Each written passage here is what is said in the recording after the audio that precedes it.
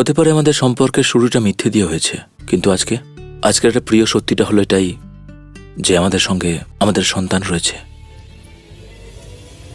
রুহি, আমার হাজবেন্ডের সাথে ওর বেডে কি করছো তুমি? এবার থামো তুমি আলিশা, আমি প্রেগন্যান্ট। এটা কি করে সম্ভব? আমিও pregnant and you are the father.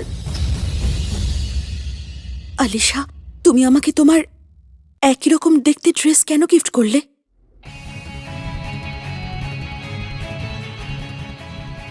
Alisha, এটা তুমি কি করছো?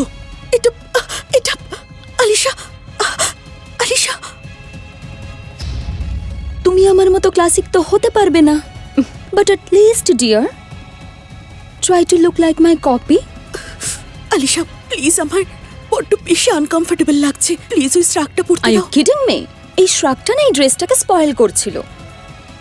সো ভালো দেখতে লাগতে হবে না, সুন্দর লাগতে হবে। So look alive, look confident.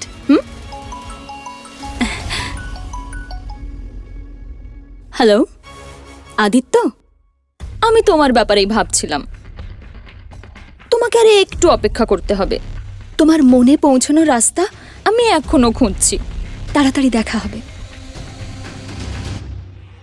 শোনো, ও যেন এটা না বুঝতে পারে আমি না তুমি গেছো।